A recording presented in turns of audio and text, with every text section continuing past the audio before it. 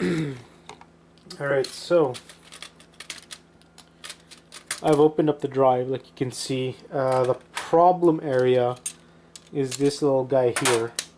This here, these little knobs or whatnot, sometimes they come out of place. They control the gears over here. So when one of these pop out, this is what you're gonna see. It's usually this one, see? So this is what it looks like normally, and when it's popped out, you'll see it loose. All you have to do is kind of lift and put it back in place so it looks like this.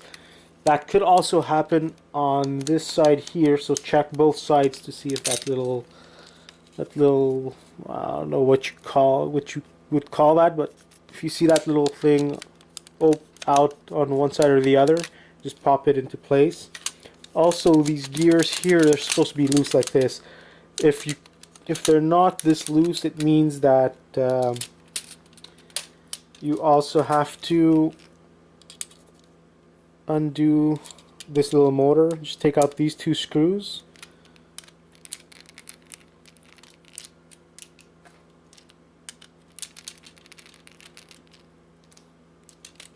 Pop it out. So you take out the little motor, and then this guy over here, you just push it back until it's loose and not in gear. I'll see. I already see this side. This one popped out this time. Like I said, it's a very common issue with these drives. So once you pop out the motor, this comes out. Then you place back the motor. Pull two screws. And this next part is kind of important. I only found out about this recently, or the last 2 years, I would say, recently for me at least. When you're putting the drive back together, it's important to hold it kind of on an angle and put the left side on first and close it. If not, you might have an issue where it takes in the disc, it kind of spins but doesn't really attach into gear.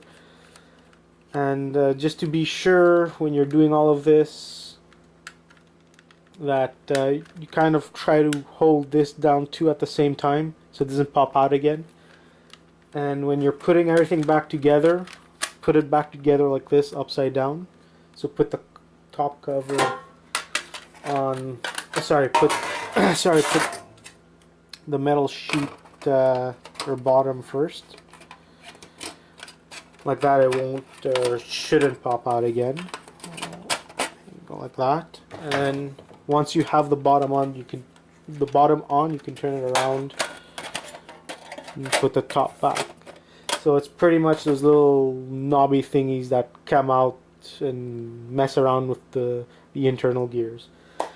If you need any other help, let me know. Thanks.